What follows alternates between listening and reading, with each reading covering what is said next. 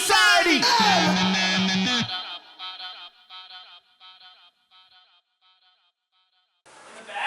Yeah. Sure is dusty up here. Yeah. Why don't y'all open a window? Oh, you're opening some doors. I see. Keep that sliding glass door shut, though. I know. Yeah, we wanted to load the dome as little as possible, and we needed to, we had determined exactly where the steel ribs were, which were the main structure. We couldn't cut those or disturb those. We could weld additional supports between the steel ribs, but the concrete itself was mostly a skin, if you will. So we felt confident that we could puncture that skin and cut the holes as long as we stayed away from the main structural elements.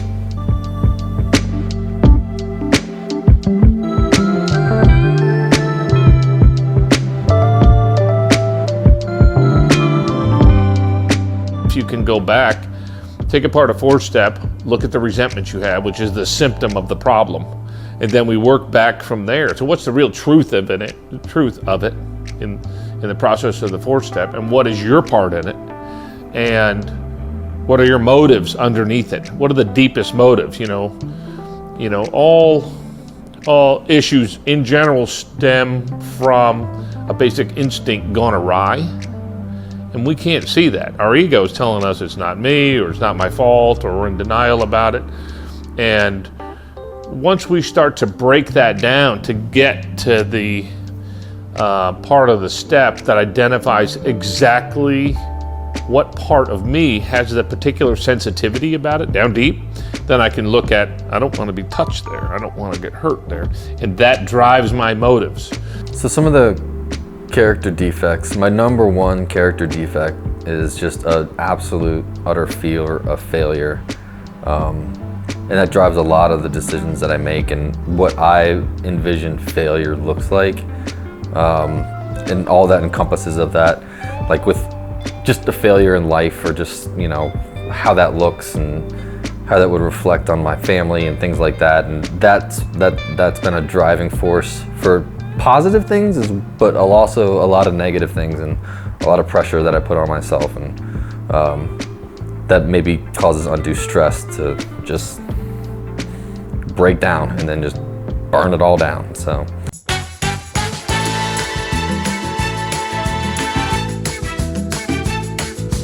we have this piece of chicken. As you can see, it has had time. Notice how it's picked up a lot of it. Look, you can shake it, nothing comes off. That's what you want. You want to make sure that it has absorbed everything. Once we do that, we literally are going to put it into our oil. Now here's the thing. One of the things that I told you is that I have a reputation for making sure that my stuff is very moist. And the reason I do that is that I don't overcook the chicken. I barely cook it at all while it's sitting here, right? And so what's going to happen is it's going to look cooked, but we've got to finish it off, right? And that's just like what happens with the 6 and 7 step. What we have to do is a lot of times we have to actually identify what the character defect is, right? But here's always my thing. How many people have actually worked the 6 and 7 step?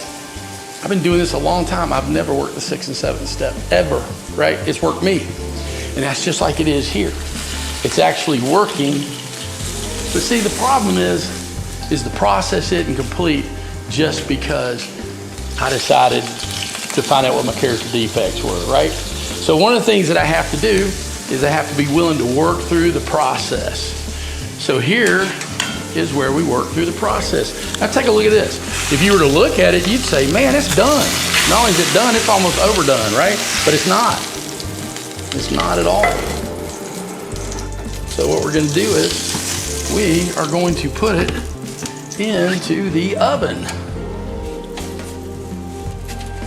And we will let it cook all the way through. And that's exactly the way that the 6 and 7 step is. We have to let it work all the way through. Because what's interesting is what happens the first time we start. First time we start with our character defects, we're like, man, I hope it never comes back again. I mean, I can't believe I used to do that all the time, right?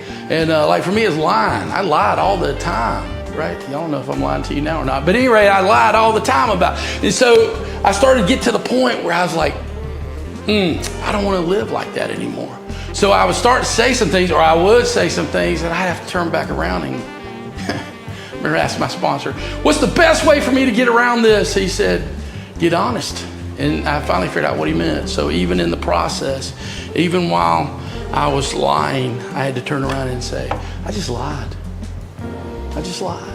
And I remember I had this kid one time, I was selling this house, and I was like, man, honestly, this house is one that you really need. And he finally turns around and he asks me, he goes, so if you say honestly, is that really honest? Or and everything else is a lie? And I don't know, for whatever reason, it hit me. And that day I decided that I was willing to finish the process just like the process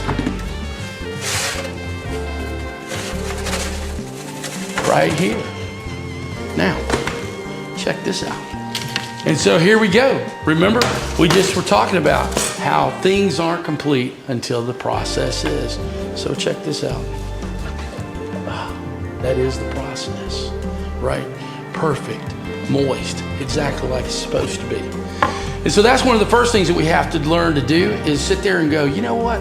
I'm willing to be as honest as I can with myself. And then things begin to change.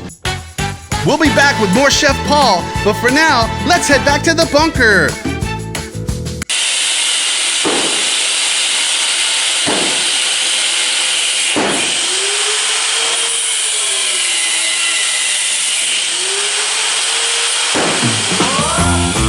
Man, look at this. The bunker boys have been putting in work. The mudroom's starting to take shape way faster than anyone expected. Reed's leading the charge, and Dean the mastermind's in the background. And somehow these dudes turn concrete and chaos into something real. You can see the whole upstairs is coming alive now. The cuts in the walls, the light pushing through the drywall. This little meditation room might actually end up being a space filled with peace, with the light coming from those big blue skies in Paradise Valley.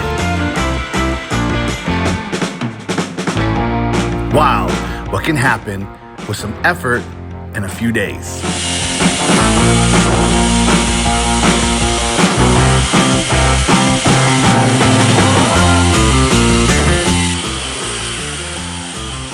And then back outside through the mudroom here.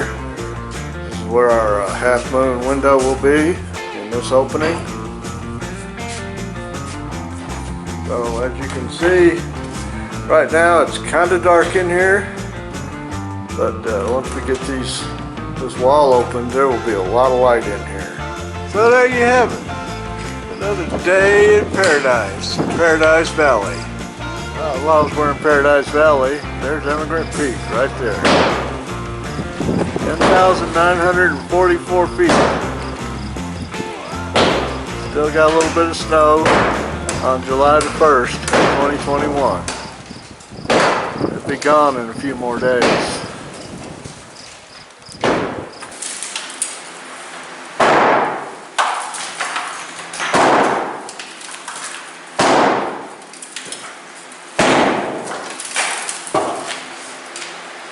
Shoulder? Huh? And my shoulders.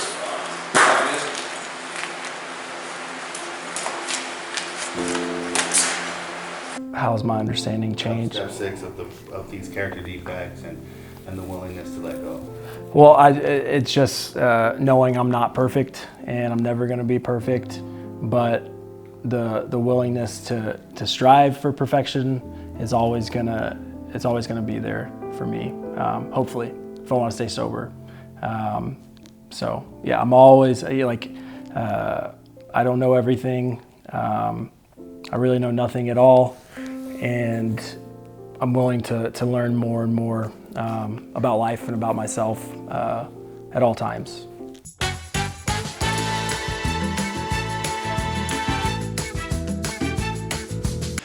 So then we're going to move on to fixing the topping for this, right? So what are you going to do with the mung beans? Well, we're going to actually top those with a special type topping. So we're going to take this right here, and we're going to place it in here, and we're going to get it going. And see, one of the nice things about when you're dealing with the process is that you can add a little more each and every time. And it's just like that, right? So what do? Remember those other ones that were left whole, those are the qualities in our life. So we begin to cut the good character back with the character that wasn't so good. Here's the interesting thing. A character defect is what? It's a defective character. So at some point in somebody's life, in your life, that characteristic was a good thing. All right, so you're saying, well, how is that? How about loyalty? Anybody ever been over loyal? But it started off with the right motives, right? And so that's what begins to happen. So a lot of times what we're finding in the 7th step is we get to the point of humility to where we're able to take those things and bring them back together. So we're sitting here, we're doing some nice work over here, and we're gonna actually throw in some spinach. Why? Because you gotta have spinach, okay? You just gotta have spinach. Everybody's gotta have a green. So there we go. Let that work for a minute. Now here is the fun part. We are going to think out of the box, right? Do you ever think out of the box? Of course you do. And that's part of recovery too, right? We have to think different than most people do. Why? Because we got to always think in solution. There's always a solution, man. Believe me, in a kitchen, you're always finding a solution, right? And that's kind of how this is. So what we're doing today that's a little bit different is that we are going to add some couscous, which is definitely more of an Indian flair. And we're going to mix that in. That's the cool thing, because that's life. It's like we begin to mix in everything that we need to make life better. Is that starting to look good? It's looking good to me. Starting to smell good? Smells good to me too. And that's how we are. When our characteristics get back in the right place and our defects become less, we start looking good, right? So the last thing we're gonna do is we're gonna take a little bit of tomato sauce. So what I did is I cooked down some tomatoes. And we don't need a lot, because all we're trying to do is just get a covering on that, right? And so look at that. That's looking good. Put a little more heat on it so that it begins to break down. The flavor, as it breaks down, what ends up happening is goodness starts coming. So now we're gonna have to put a little bit of garlic, because garlic goes with everything. So we're putting that garlic in, blending it in. So what's amazing about that? I'll tell you, here's the deal. Garlic on its own doesn't taste that great, does it? I mean, anybody want to take a bite? I mean, you can, but I don't think anybody wants to. But the crazy part is that when we put it in the right mix, it tastes perfect. It's what makes the dish. All right, so we're gonna fold it. We're just folding it. There we go. Got some nice color, nice wilting. And we'll put it back here to stay warm. Now we're going to begin to move on our other side. Exactly what we talked about, right? We talked about two different things coming together as one. And here's the great thing is, on their own, they're good. But brought together, it becomes amazing. And there we are. That's the beauty of the 6th and 7th step.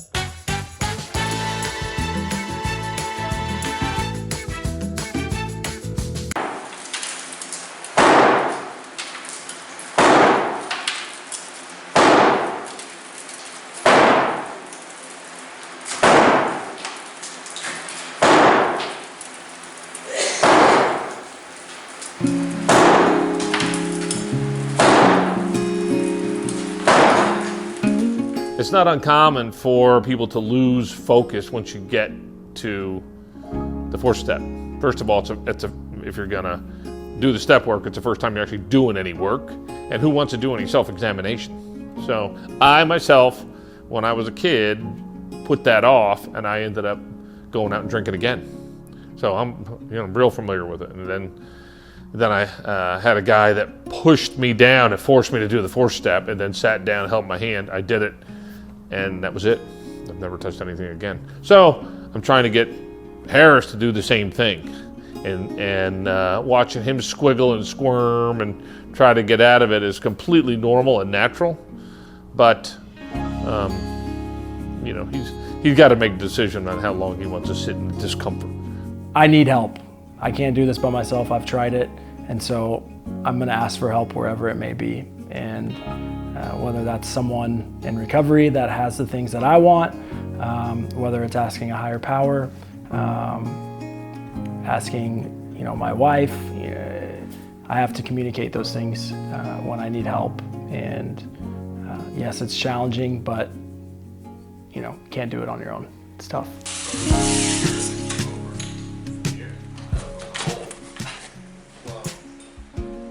That way you don't just start from the hole and then cut a line up to where you do across. I don't know how you're going to punch a hole in the drywall like that. It's easy. I did it the other day.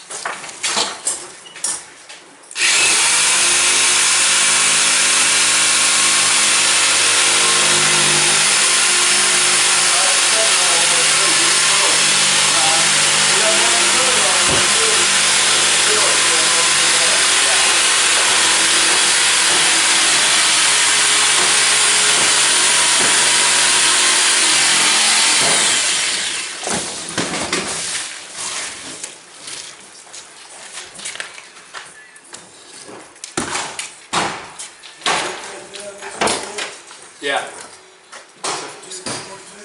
No. What? No, we're gonna use. They're really just. They really look like they just. That's how it pops out. Yeah. I got to the steel beam and I beam and stuff. Can you cut across them right here? Right on the line? This is the line right here. That's the line I put up? Yeah, that's the line you put up. That's the fucking wrong line. Who put this shit up? What, the hole goes over here? Yeah, well, yeah, I mean, you're not gonna have somebody walk through drywall right here. No, the hole comes over more. Yeah, because the concrete's over about 1.5 feet. Yeah, Put it over about a foot and 10 inches. 1.10 inches? About or 1 foot and 10 inches? About. Just get past the concrete, that's all we care about. Okay. 2 or 3 inches. You see it? past concrete, yeah. Here, this actually works really Yeah, fast. use that. Another line with the level. Level right there. That's it. Levels are here. Yeah, we'll get it. I don't think we got a pencil though. I'll get one. You got one, Reed? Roger that. Can you guys handle that one? Yeah.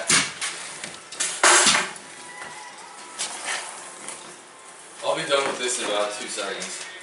You filming, Dave?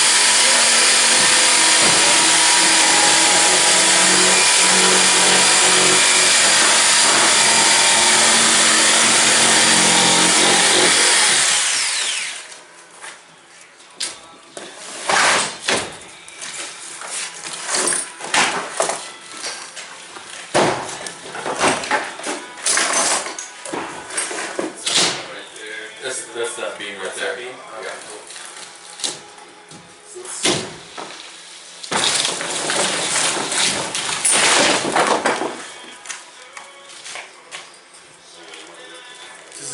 This needs to get cut.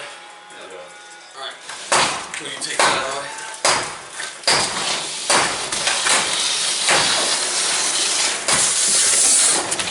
This works 100.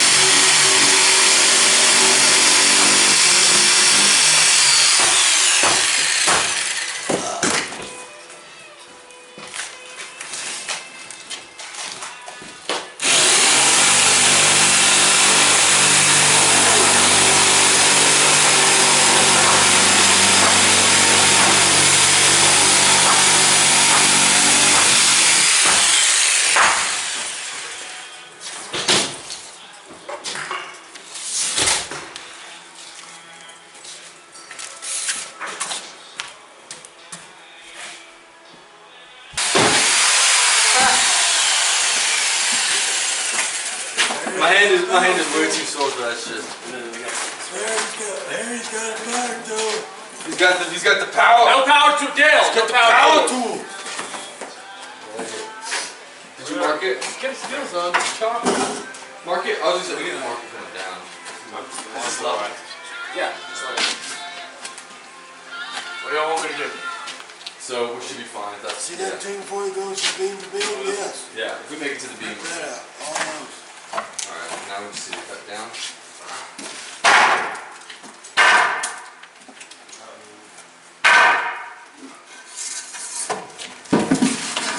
Stay back and just pop out.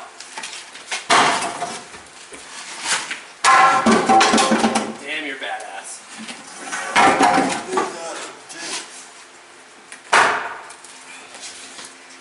Watch these Got another hammer? nails.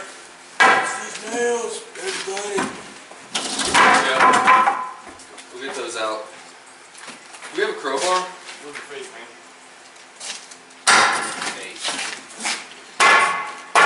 Are you gonna reuse these things? Well, put this Throw them in the strap. We've done a whole manufacturing. I can basically just ride this beam all the way down. It's really beaming. What's going on?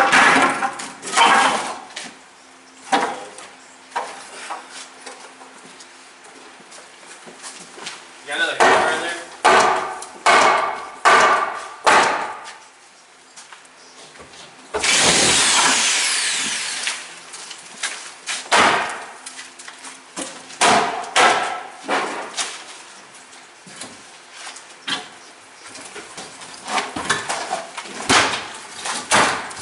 Just knock that beam out. This beam, just whack it.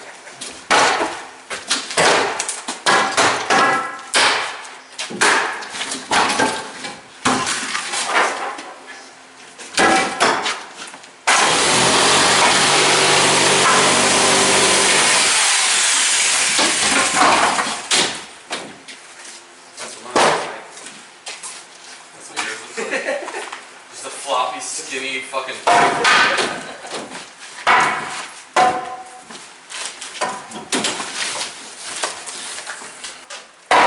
let me cut this real quick.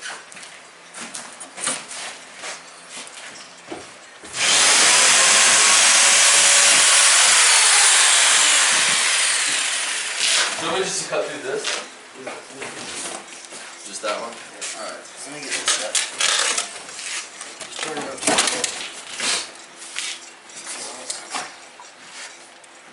It's on, so just be careful. Just bend it back.